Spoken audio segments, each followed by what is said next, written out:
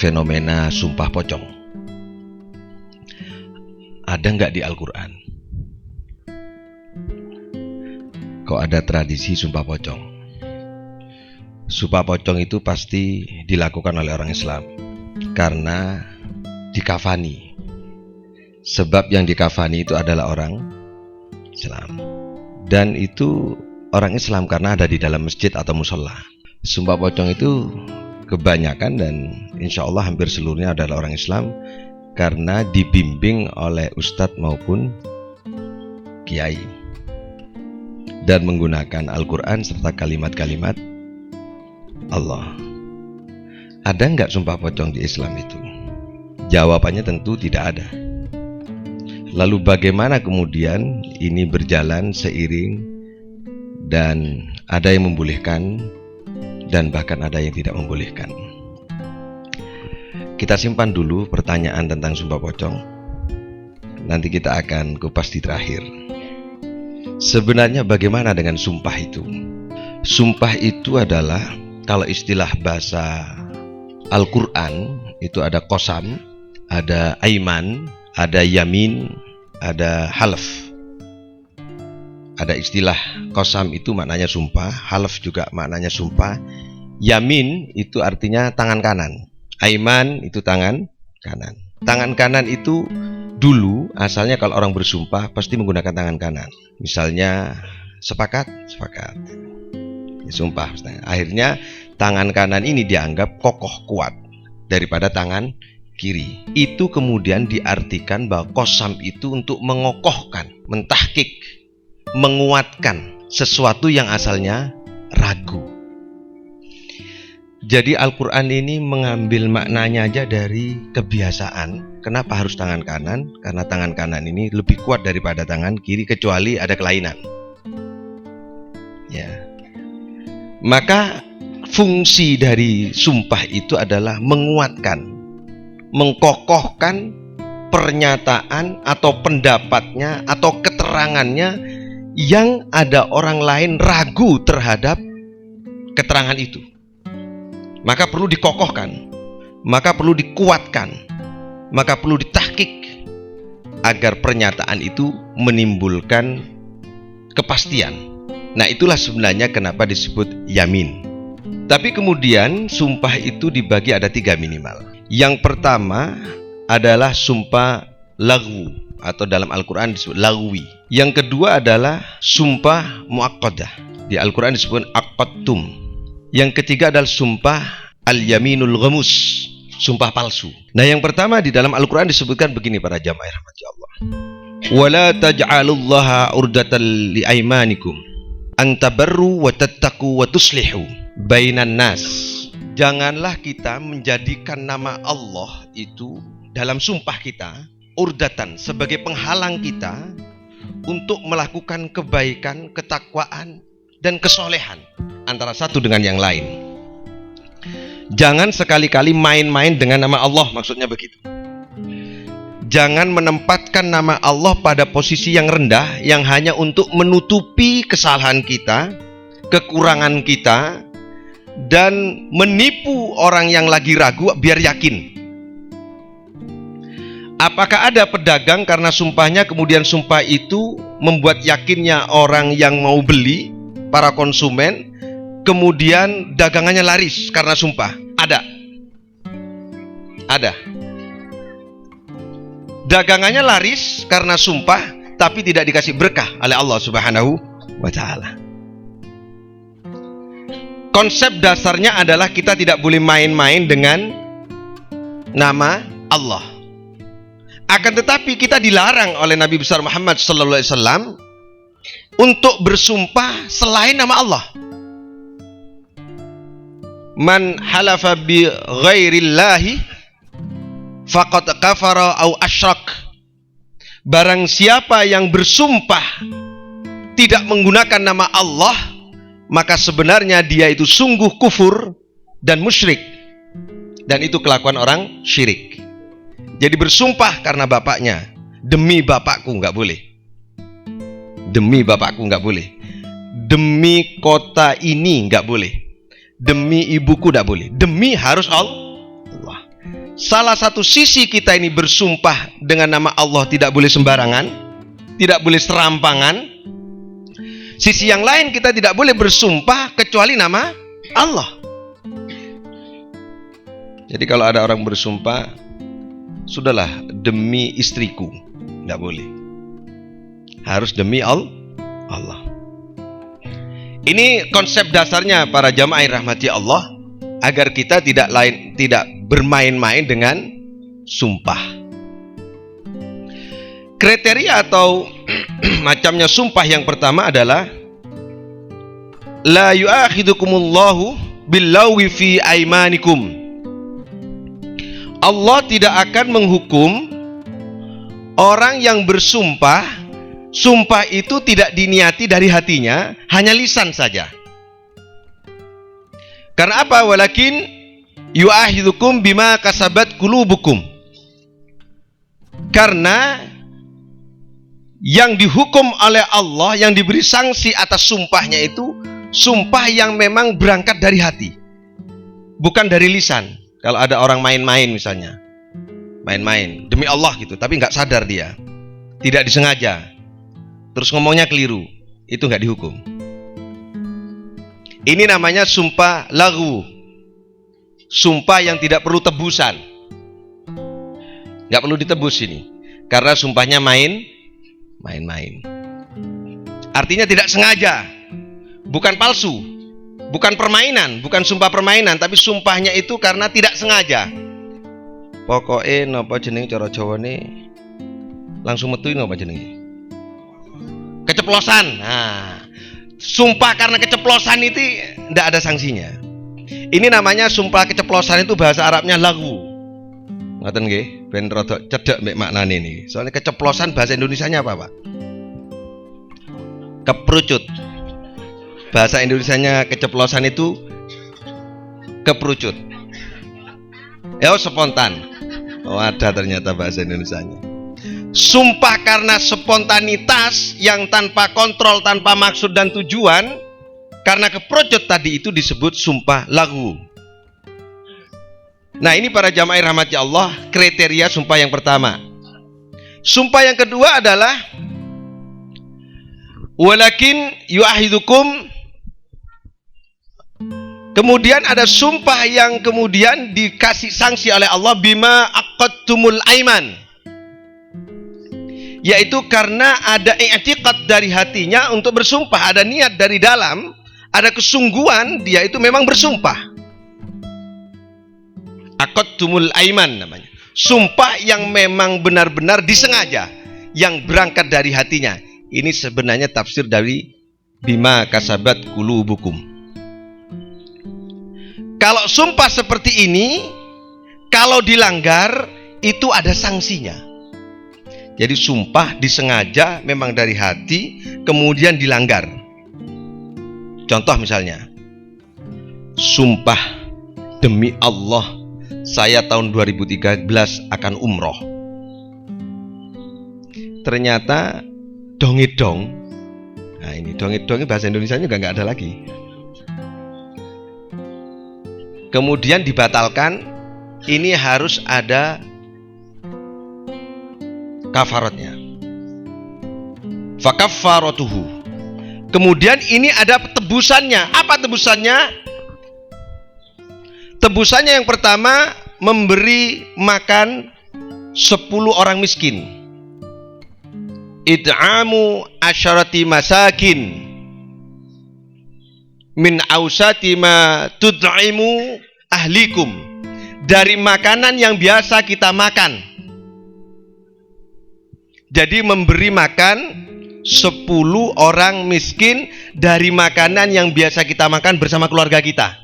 Nggak boleh makanan yang lebih rendah daripada makanan yang biasa kita makan. Kalau kita melanggar sumpah. Yang kedua, au kiswatuhum. Kita disuruh memberi pakaian kepada orang miskin.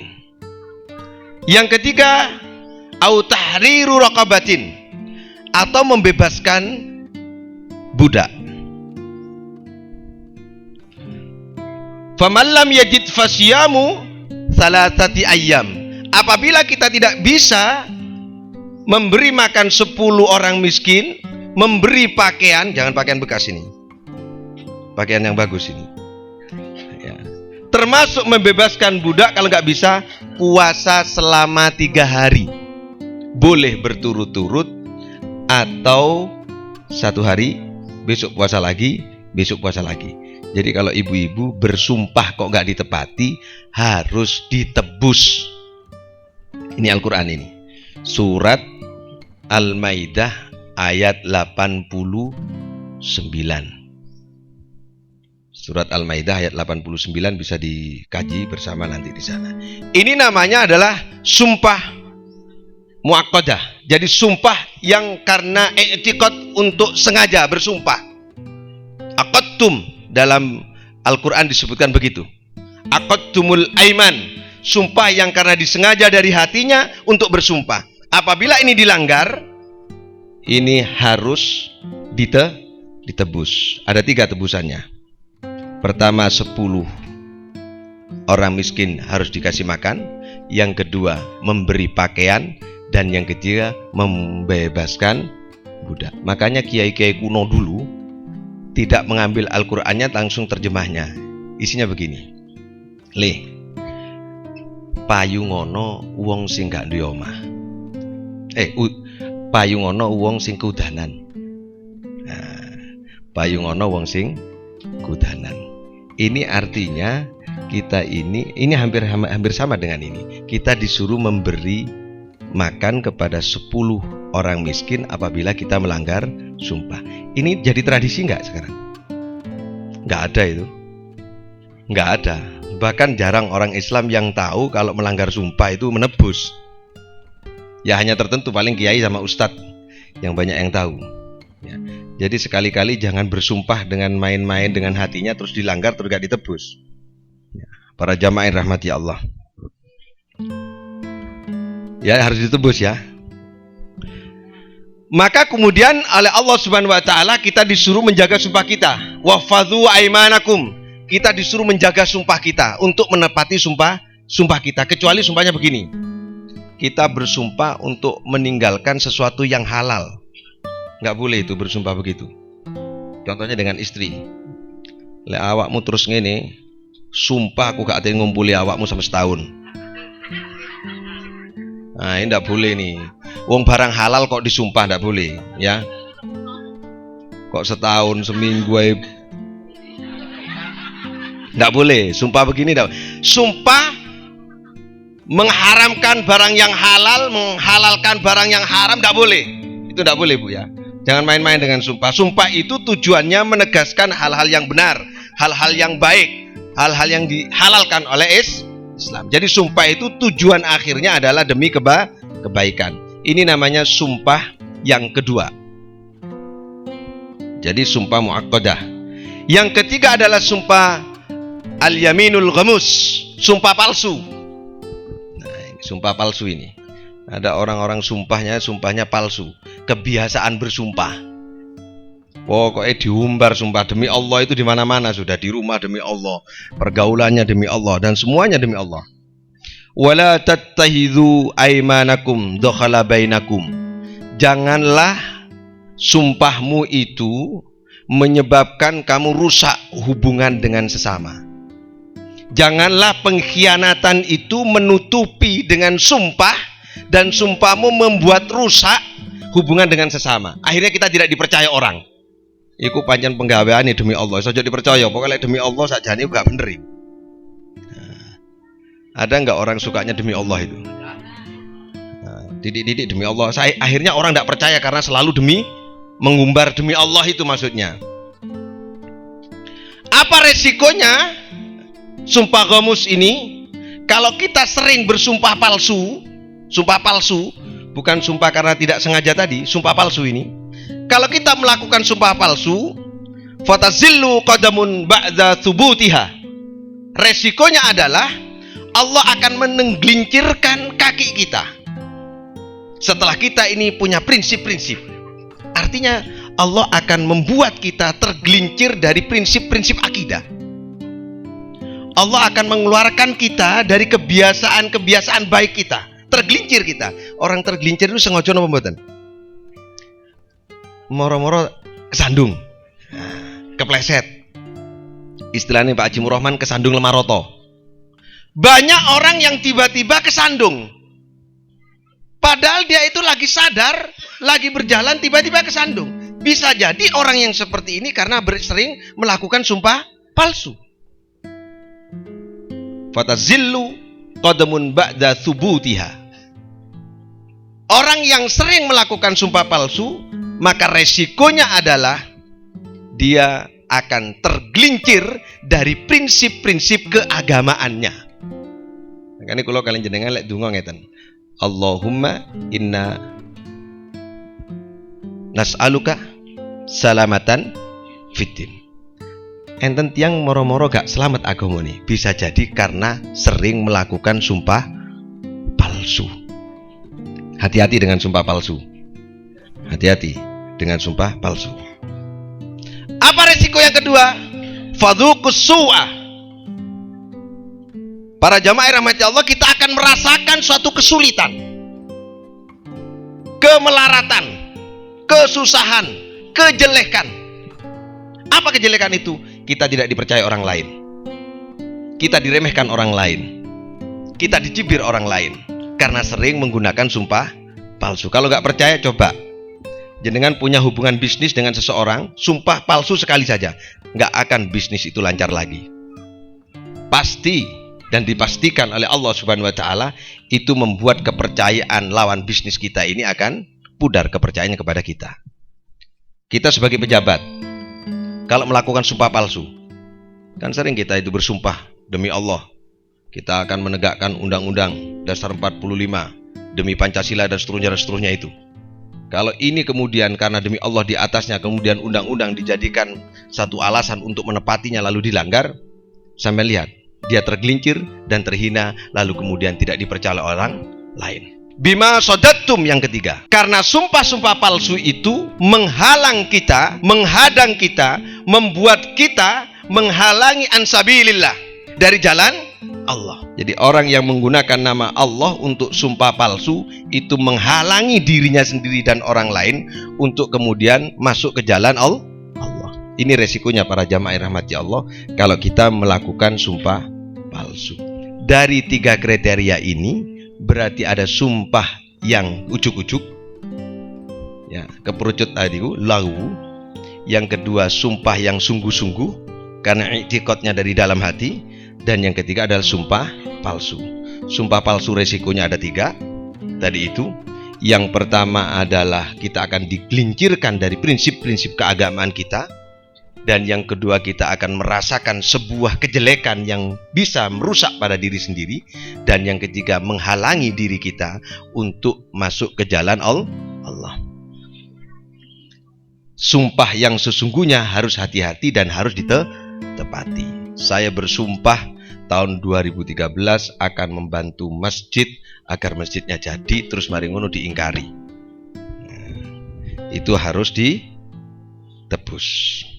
Nah, yang keempat ini tidak masuk dalam kriteria, tapi kemudian ini sebenarnya bukan sumpah, tapi dijadikan dasar seperti sumpah, yaitu namanya mubahalah. Mubahalah inilah yang dijadikan dasar dibolehkannya sumpah pocong, yang dibaca ayatnya tadi oleh adik Fuad Aziz. Sejarahnya begini. Inna mathala Isa indallah kamathali Adam.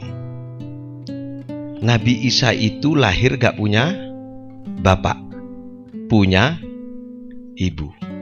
Ibunya ada, bapaknya gak ada, lahir. Nabi Adam gak punya bapak, gak punya ibu.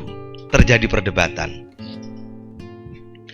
Kemudian seorang Nasrani dari suku Najron itu tidak mempercayai atas kejadian Nabi Isa ini, bahwa Nabi Isa itu adalah merupakan bagian yang sama sebenarnya dengan penciptaan Nabi Adam, yaitu kun fayakun. Khalaqtahu min turab tsumma qala lahu kun fayakun. Kemudian orang Nasrani atau orang Kristen dari suku Najran ini menyatakan kepada Nabi besar Muhammad sallallahu alaihi wasallam, menentang, membantah keterangan Al-Quran yang disampaikan oleh Nabi besar Muhammad sallallahu alaihi wasallam bahwa Maryam itu tidak disentuh oleh seorang laki-laki, tapi ini karena semuanya atas dasar keinginan dan kehendak Allah dengan kun fayakun. Ditentang kemudian, dibantah kemudian. Kemudian ayat yang selanjutnya, faman hajjaka fihi, barang siapa hai Muhammad ada orang yang membantah keteranganmu tentang Nabi Isa bahwa ini memang putra Maryam yang tanpa bapa, bukan putranya Tuhan. Kalau ada yang menentang kamu seperti ini, maka jelaskan kepada dia, mimba di maja akaminal ilm, setelah kau jelaskan kemudian dia tetap seperti itu, maka panggillah dia. Fakul ta'alau nad'u, panggillah dia, ajak dia. Siapa yang diajak? Abna'ana, anaknya saya, kata Nabi.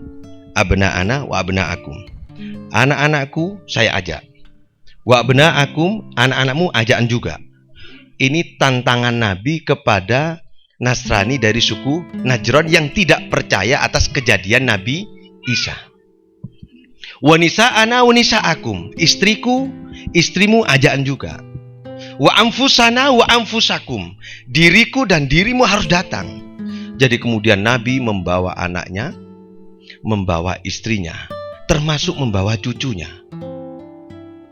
Jadi di bak Fatimah diajak, cucunya diajak, istrinya diajak, di hadapan orang-orang Nasrani untuk mubahalah. Nah, mubahalah ini doanya begini. Ya Allah, aku berdoa sungguh-sungguh kepada Engkau, jika siapapun yang berdusta atas kejadian Nabi Isa, maka laknatilah dia, laknatilah mereka. Itu termasuk kepada istrinya, kepada anaknya, dan kepada dirinya sendiri. Itu awalnya begitu para jamaah. Pernah dengar enggak ini? Sumpah mubahalah, ibu-ibu pernah dengar enggak? Mubahalah ya. Jadi kalau ada orang bawa istrinya, bawa anaknya, bawa dirinya sendiri, ayo wis sapa sing bener.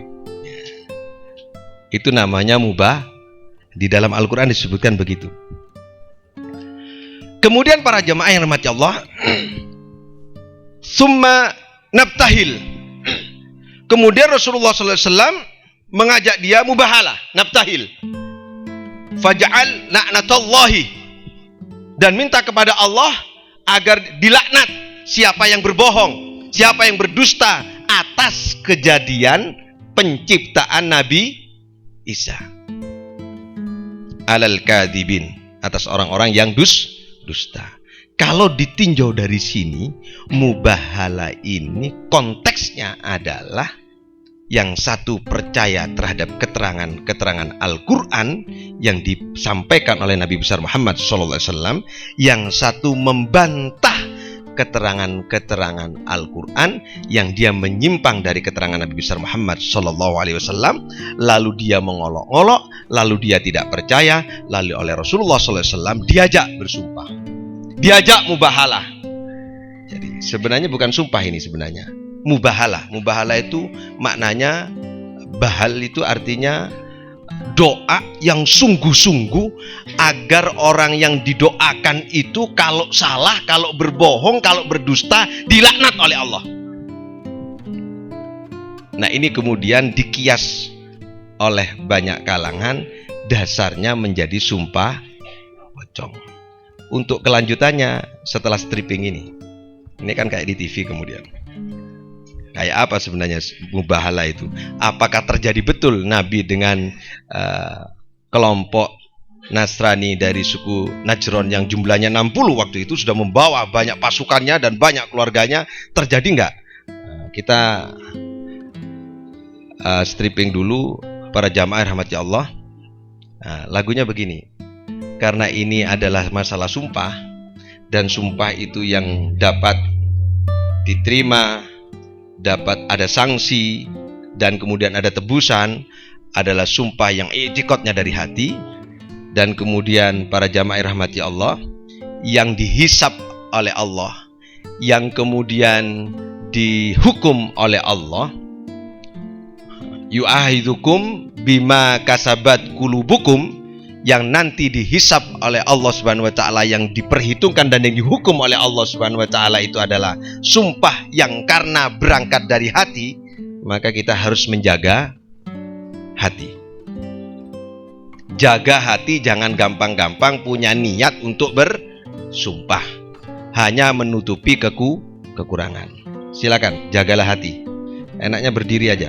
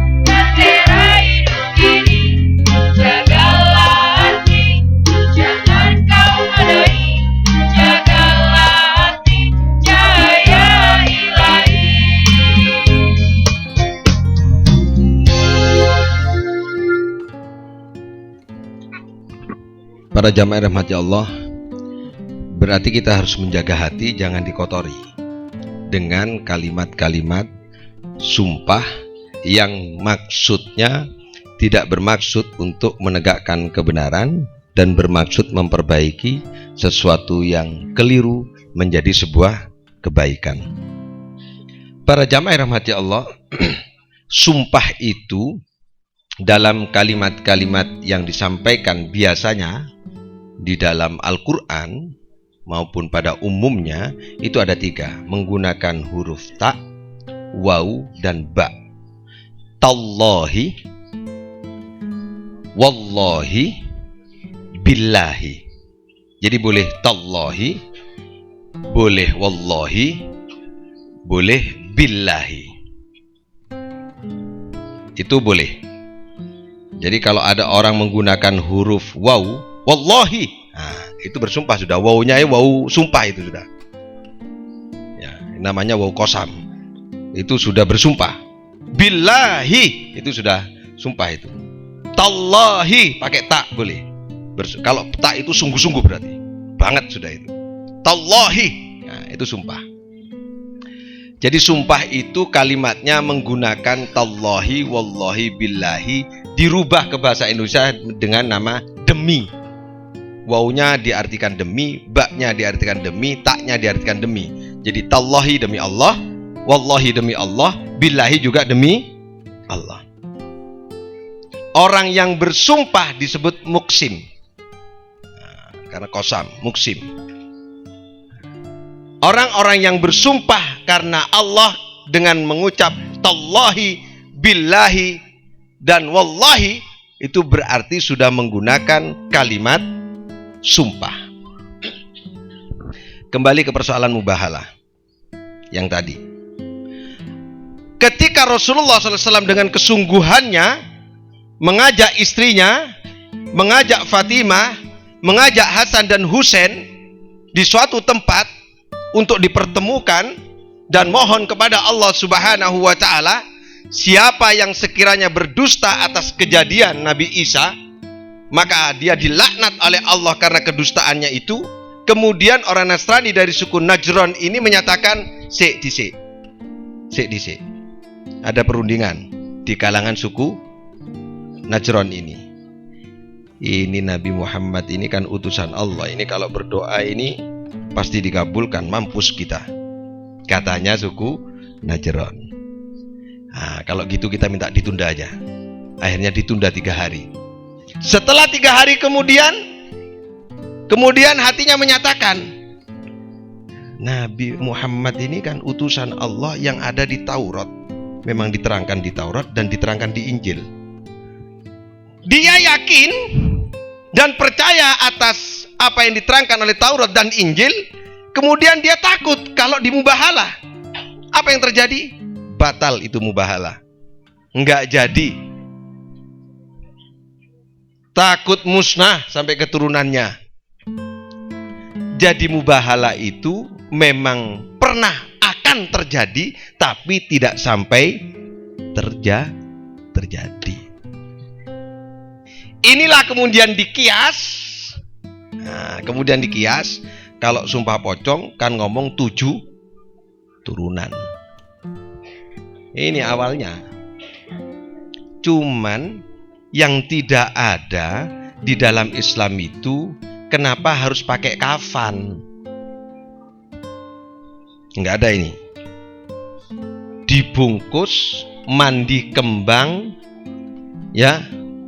Setelah mandi kembang, wudu, masuk ke masjid, dikafani, dipegang Al-Quran, lalu disumpah kalau dia berdusta 7 turunan akan dilaknat. Seolah-olah kan mirip. Seolah-olah mirip dengan mubahalah. Tapi ingat, mubahalah itu konteksnya adalah menghadapi orang yang tidak percaya terhadap Al-Quran yang menerangkan tentang kejadian Isa, dan dia adalah agama berbeda dengan agama kita, yaitu dari suku Najran yang beragama Nasrani. Pertanyaannya kemudian, kalau sumpah pocong kan sama-sama Islamnya. Nah, ini yang jadi soal. Podo Islami sing situ nuduh, sing situ tertuduh. Nah, kita simpan dulu.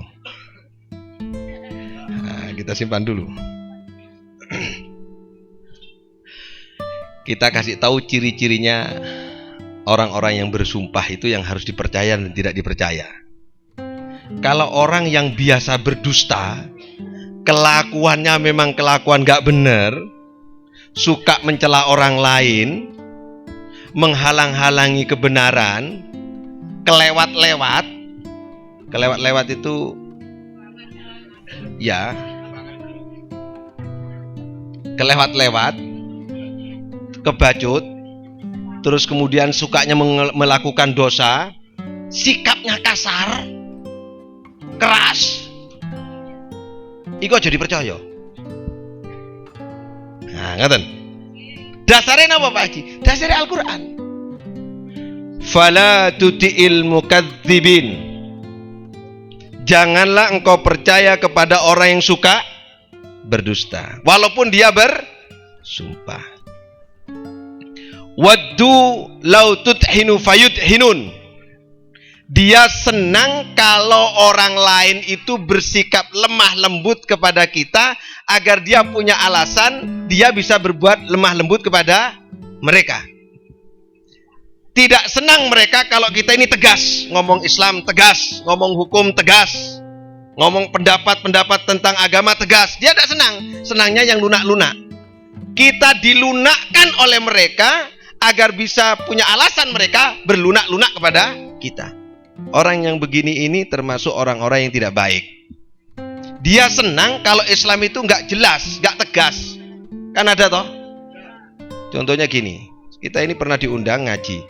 Pak, nanti ngajinya guyon-guyon saja ya, jangan yang tegas-tegas, nanti orang tersinggung loh. Terus ya apa dikongkon guyon-guyon, nggak boleh nyampaikan apa adanya. Jangan keras-keras Pak. Lu kita ini kan kadang-kadang keras, kadang-kadang lunak. Urusan-urusan tauhid harus tegas kita, nggak boleh ragu-ragu itu. Urusan-urusan tauhid harus tegas kita ini. Ini resikonya kalau kita ngomong apa-apanya. Yang ketiga, wala tuti kulla hallafim mahin. Kita tidak boleh gampang percaya dan mengikuti orang yang suka bersumpah. Pokok orang yang suka mengatakan demi Allah, demi Allah, demi Allah. Ojo gampang dipercaya nih Kun.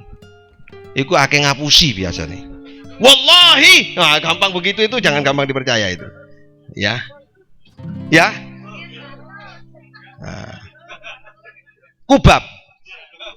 Ya, kubab ya. Ya. Gubab. Kubab apa gubab? Gubab. Ya. Pakai G ya. Karena Hamasin masyaim binamim. Orang itu suka mencela orang lain, sukanya dia keliling ke sana kemari, senangnya namimah. Sukanya golek salai wong, rasan-rasan. Ini kulek sumpah jadi percaya. Loh kok betul terus iya Bang?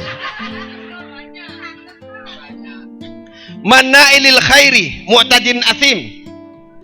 Kalau ada orang suka menghalang-halangi kebaikan, kalau ada orang berbuat baik dihalangi, nah, kalau ada orang yang berbuat benar dihalangi, diganggu. Orang yang suka mengganggu orang melakukan kebaikan, kalau bersumpah jangan gampang dipercaya dan jangan diikuti. Ini mesti ngapusi. Nah, kriterianya kayak gini ini sudah ada di Al-Quran. Ini di surat apa ini ya? Fala tuti'il mukadzibin waddu law tudhinu fayudhinun gitu. Nah, itu di Al-Qur'an itu, saya lupa suratnya. Kemudian utulim ba'da dzalika zanim. Dia itu kasar. Perangainya, gaya bicaranya, sikapnya kasar sama orang. Enggak punya perasaan. Lah wong lek koyo ngene iki iso jadi percaya lek sumpah. Karepe dhewe cara Jawa nih. Zanim, dia itu jahat. Kalau orang-orang yang disumpah pocong umpama punya perangai seperti ini, kebiasaannya berdusta,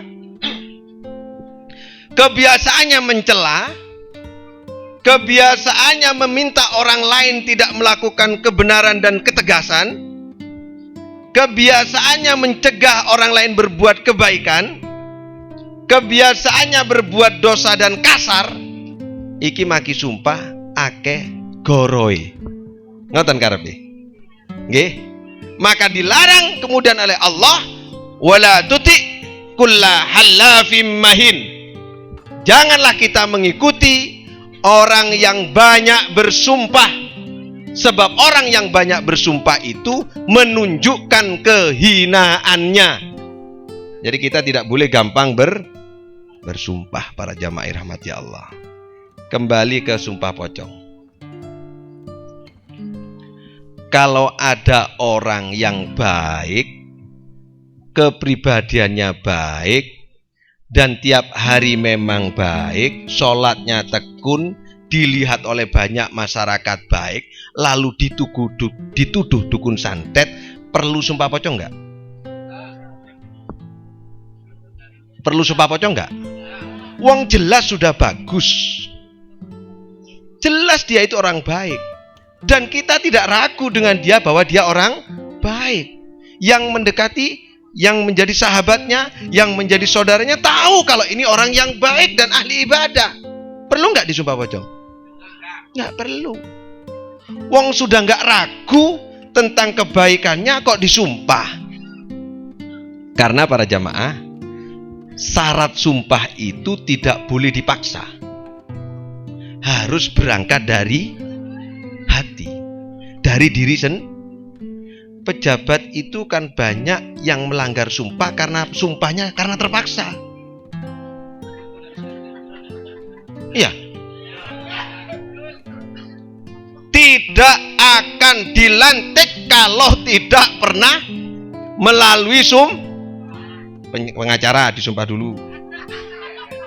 Dari DPR disumpah dulu. Dari bupati, dari hakim disumpah dulu. Kalau karena terpaksa, biasanya akeh goroe.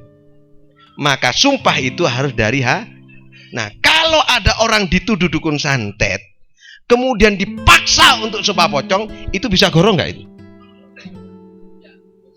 Bisa goro nggak orang itu? Wis, aku disumpah lambine tok ae, sing penting hatiku enggak. Kan bisa begitu. Maka sumpah itu harus berangkat dari hati. Jangan gampang-gampang main dengan sumpah.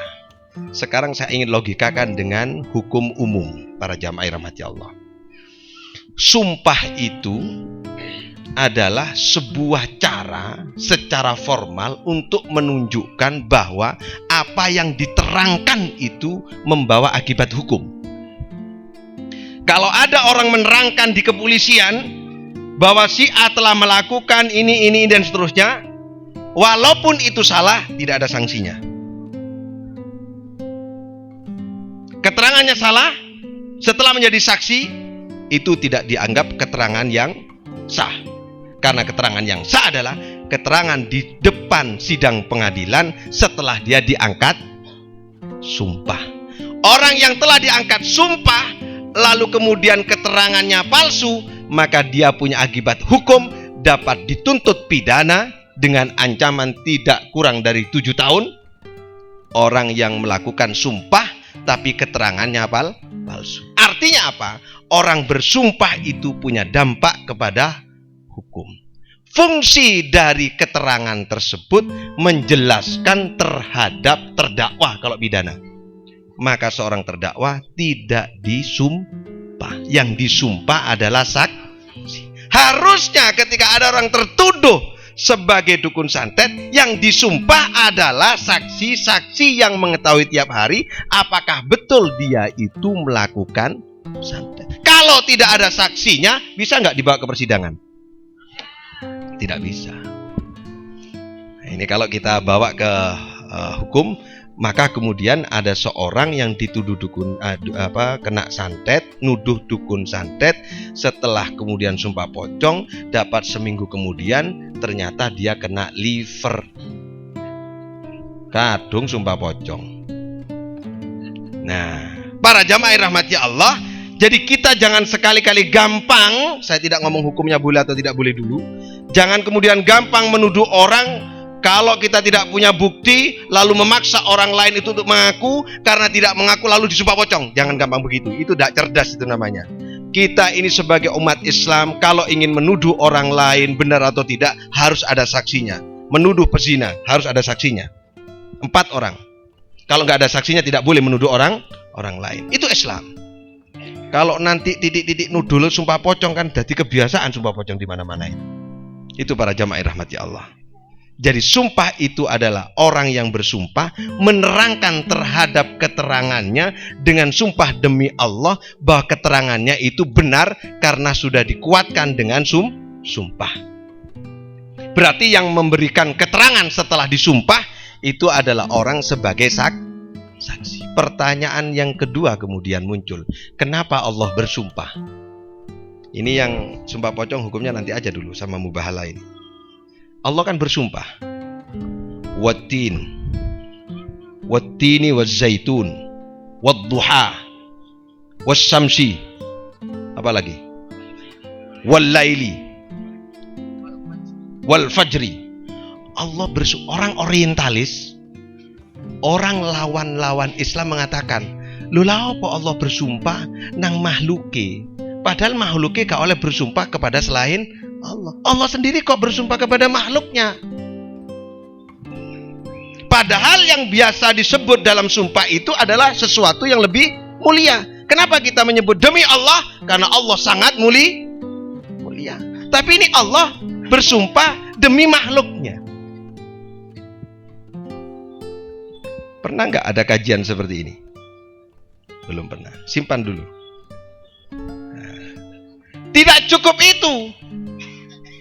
Allah bersumpah kemudian kepada dirinya sendiri. Tallahi laqad arsalna ila umamin min qablika. Demi Allah, saya telah mengutus. Allah sendiri yang mengatakan. Demi Allah loh, Allah mengatakan pada dirinya sendiri. Menyumpah kepada dirinya sendiri. Aku telah mengutus umat-umat sebelum kamu. Allah bersumpah kepada dirinya. Boleh nggak kita bersumpah demi Wahyudi? Boleh nggak? Allah bersumpah kepada dirinya sendiri. Para jamaah rahmati Allah, ini gak cukup waktunya, ditunda minggu depan ini. Ya, karena memang agak panjang ini. Ya, sudah berapa menit? Ya. Begitu ya. Terus apa? Oh, cukup. Ya. Para jamaah rahmati Allah, tentang kenapa Allah bersumpah kepada buah zaitun, buah tin, matahari, dan bahkan bersumpah kepada dirinya sendiri, ini kemudian oleh orang-orang orientalis yang menentang Islam mengatakan begini, dia mengatakan begini. Loh iya, kalau kita bersumpah kepada Allah, Allah kan akan bisa memberi sanksi kepada orang yang bersumpah kalau melanggar sumpah. Berarti yang disebut demi Allah, yang disebut itu akan mampu memberi sanksi kepada yang menyebut. Pertanyaan orang orientalis, bagaimana Allah mengatakan demi buah tin? Apakah buah tin bisa memberi sanksi kepada Allah? Ini pertanyaan orang orientalis. Lalu kemudian tallahi, Allah bersumpah pada dirinya sendiri. Pertanyaannya kemudian orang orientalis mengatakan, apa ada Tuhan selain Allah? Nah, ini para jamaah rahmati Allah, sudah mulai serius ini. Maka kemudian sumpah mubahalah atau sumpah pocong itu ada yang membolehkan dengan alasan hifdzuz nafs, dalam rangka menyelamatkan orang yang dituduh biar nggak dibunuh. Tapi kita harus sepakat bahwa sumpah pocong itu bukan syariat Islam. Itu adalah tradisi yang kemudian dimasuki dengan cara-cara sumpah ala Selanjutnya kita sholawat dulu. Tentang kenapa Allah, ini karena didengarkan oleh radio, kenapa Allah bersumpah kepada makhluknya, kepada dirinya sendiri, dan bagaimana sumpah pocong, kita akan ketemu lagi nanti di pengajian akan datang. Ini masih pertanyaan, belum jawab. Berarti yang akan datang harus ikut lagi. Jangan disimpulkan, belum kesimpulan. Mari kita bersolawat. Istighfar.